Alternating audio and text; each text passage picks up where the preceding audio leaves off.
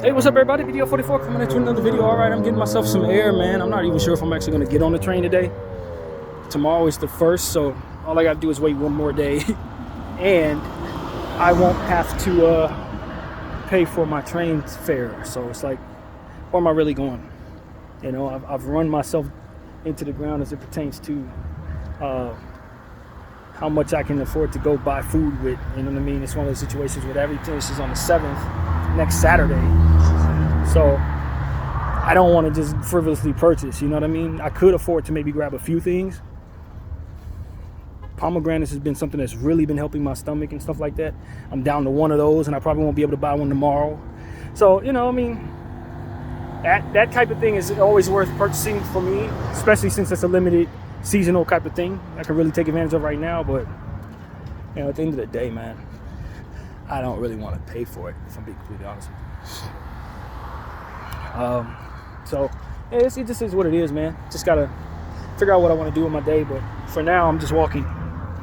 But you know, it's been a good morning. I did a few art pieces, some okay ones, nothing serious. Of course, I've been doing these Laker videos. I encourage you guys to check out what I've been doing for the last couple of days, Laker wise. A lot of conversations about trades. Man, I made a video yesterday about trades, 45 minutes long. I listened back to it and I fell asleep on it within 10 minutes. So if it's boring to you, believe me, I didn't stay up for that one. But yeah, man, I just been really in that zone where I'm talking about the NBA, and I just had a lot of fun making a Zach LaVine Laker rumor conversation video just now. So you know, that type of stuff has been going on. Enjoyed my Thanksgiving. Came back in late at night, just like I thought I would. I was walking down this street right here like 10:30 at night. But God got me home safely, no problem. And I had a really good time with my friends. Yesterday I didn't do much of anything. I stayed in the house a little bit with a minor hangover, I say, drinking really, really expensive sake that my boy Joe brought over and his wife brought over. Along with the good dishes that they added to our Thanksgiving feast. So it was a lot of fun with that. And I didn't drink too much sake, but I don't drink at all. So even a little bit of something can give me a little bit of a headache. Plus some of the food had stuff in it that I know I'm allergic to, which we already knew. You know, I can't have any dairy, any milk. So if you're gonna give me something with gravy in it, I'm done. And I knew that, and I had trouble. So I'm good now though. And you know, ready to get back out here and get some exercise in. You know, it's one of those situations where I could have very easily stayed in the house. I definitely felt that dragging feeling of wanting to lay around, but I just understand what that is at this point. I think I'll go to the Racist Trader today. Remember I told you I didn't want to go to Trader Joe's? But I do want a pomegranate or two to make up for... I don't want to have to not have my pomegranate tonight because I know I'm not going over there tomorrow, so I think I'll do that today. It's a nice little walk. Go in there, deal with that racist energy, and come home. But yeah. What was I saying? So, and then that was it, man. Just enjoyed my my day off yesterday. Slept when I wanted to. Arted, did a lot of art yesterday. Made that video. Did laundry yesterday as well. You know, trying to make a day out of it. Slept a little bit. Did my Laker stuff. Didn't do any hundreds. Haven't done hundreds in 2 days, 3 days. But I honestly just know that I'll get back to it when I'm ready. You know, that's how I'm feeling about it. Getting the exercise either way. But yeah, man, I don't know. I think what I wanted to turn on the camera in therapy session about, I guess, was just something I saw in regards to the Gaza genocide that's taking place. I don't know where this was. It might not have been in Gaza. For all I know, this might have been in Lebanon or something. I'm not sure. But there was this footage going around about an hour and a half ago of a person who had been unalived, but the way that he was killed looked like it was an experiment of some sort. They used some type of smoke weapon. It looked like a smoke bomb that they had shot at him. From what I understand, it hit him in the head. But the smoke was also coming out of his torso, and it looked like it was smoke that was meant to be like a flare gun, but it continued to smoke heavily out of him. And what came to mind was obviously what everybody else is saying, which is they're experimenting with weapons. But like that to me looked like something that they're experimenting in regards to poisoning the air. That smoke isn't there for, and this is just my speculation, of course, I don't know nothing, but I'd imagine that smoke isn't just there to create a fog that you can't see. I don't think that that's there just because the gun is that hot. There's something in the smoke itself. And when you see how heavily it was smoking, you could tell that, yes, the shot was meant to kill him, but the idea was to release the smoke itself. And I just think that that's something that needs to be said, because I didn't see anybody saying that in regards to the footage.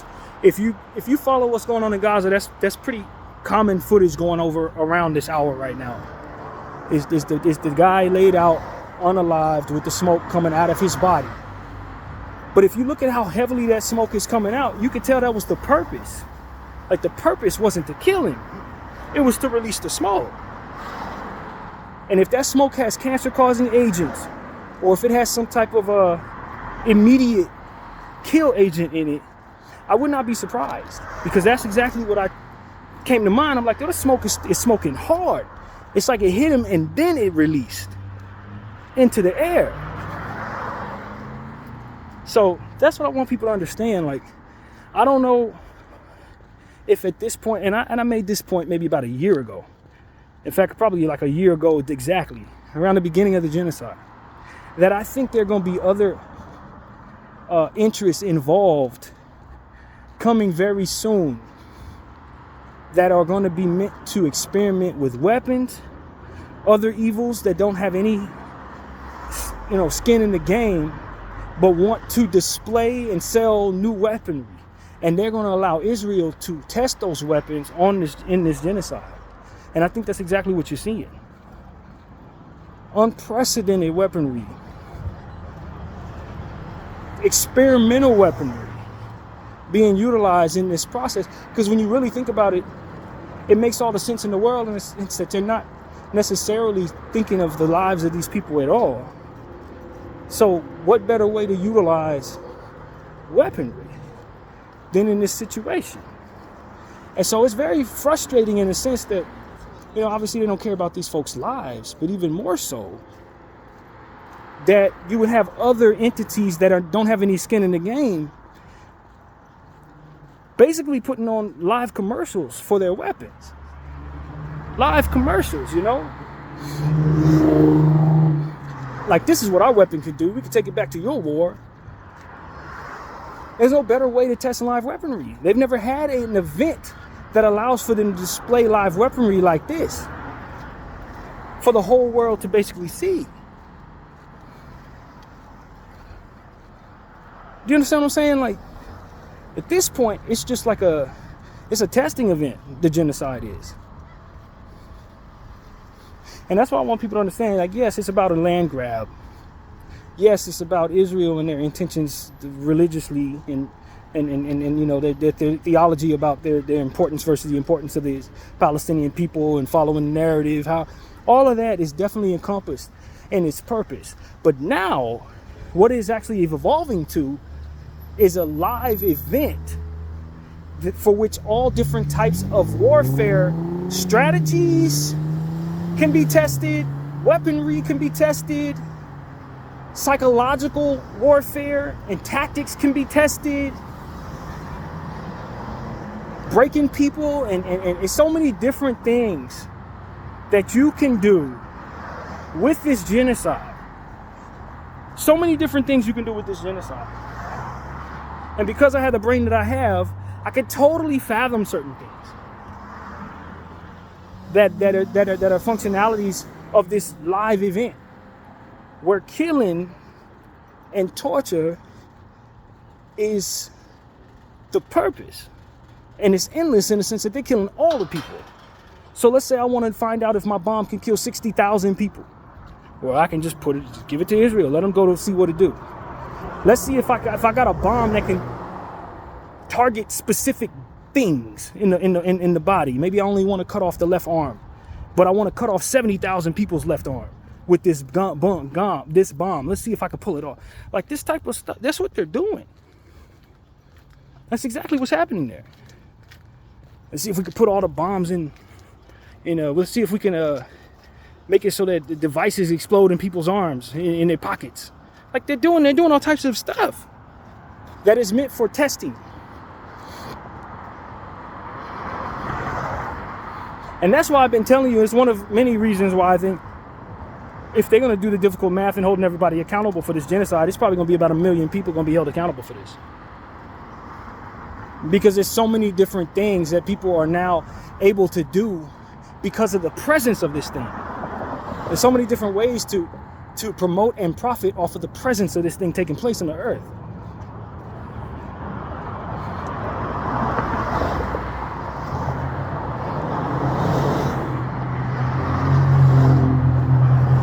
And so that's something that I think is important to just throw into the atmosphere and let people understand.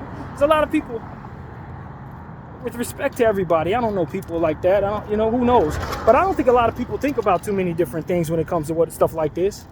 The average human being sees genocide, killing kids. It's sad. Let's rally against it. But they're not thinking about the different functionalities of what makes it so that so many people would want something like this to exist in their lifetime. Why so many corporations would want this to exist in their lifetime. The different things that people want to be able to pull off that they're not really sure works, that this will allow them to test. At some point in time, we got to start looking at them through that lens, in a way of trying to put an end to this and ultimately killing off other evils that exist in this world, that ultimately see this as an opportunity for them to get things done. Because I tell y'all, Israel's not the only evil in the room. Some of them probably pretending to be supporters. Some of them are probably waving the Palestinian flag. Some of them probably posting about let's save Palestine. And they're actually benefiting off of this or even funding some of it. You gotta start watching some of these people, man. Evil don't know no color, but it does know an opportunity when it sees one.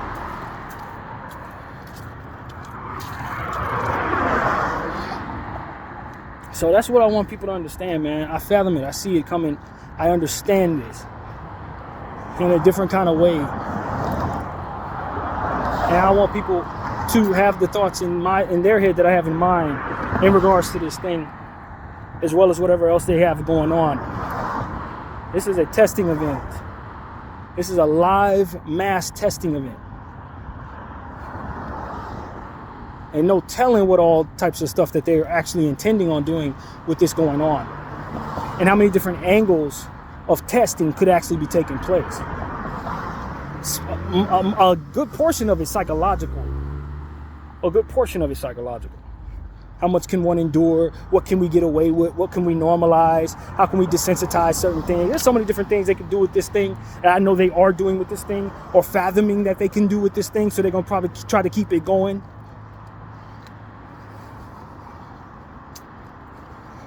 Yeah, man. Yeah. So that is unfortunate. Rest in peace to the individual that lost his life in this situation, and all the other individuals who lost their lives in this situation. And it is continuing, man. It is not slowed down, and it needs to. That's the bottom line. It needs to. First and foremost, for the sake of the Palestinian people, but second of all, for the sake of humanity itself, man. And you allow people to think that they can benefit off of the backs of slaughtering others while everyone's watching.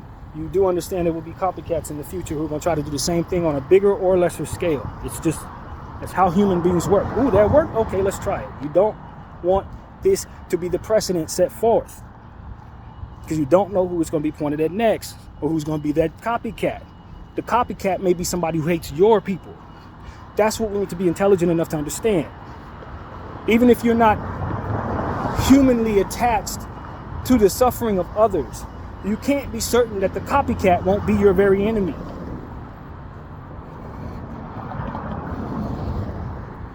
And in a way, people are able to get wealthy rather quickly. In one lifetime, a person can amass $1 trillion through a company in tech. You don't know who your enemy and how powerful they're going to be tomorrow. You understand what I'm saying to you? You don't know.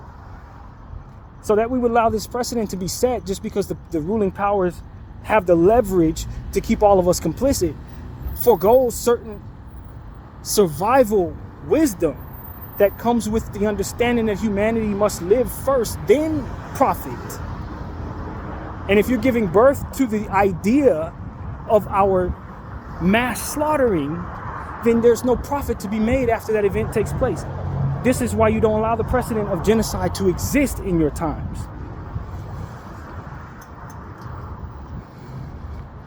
But like, you know what I mean? People are doing what they want to do, man. They're following old books. They're believing their own lies. They're structuring themselves to care only about themselves and about their profits. They can't think past their noses. They need to be burnt in order to know that they shouldn't touch a stove. Like, these type of individuals and these type of groups do not, you know, they make mistakes that we ultimately suffer the consequences of. You understand what I'm saying? They're not preventative in those regards. They're going to run us straight into that wall.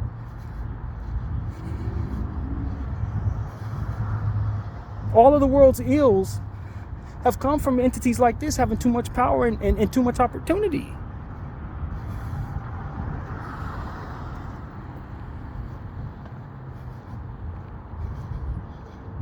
And I'd imagine the Lord creates minds like mine to help us understand that those people are really on the verge of making big mistakes, man. That are going to be costly, that if they knew the consequences of, they would not see through at all. Even within their spaces of what it is that they ultimately want and feel they have leverage to do. Some stuff should not be done, man. Some precedents are really, really dangerous to set. And one of the ones is this one. You don't do it. And so that's pretty much my point of view, man. I wish people on a larger scale were wise enough to see what they're tumbling forward with their allowance of this circumstance to continue, man. BDL 44. I thank you all for watching. I'm out.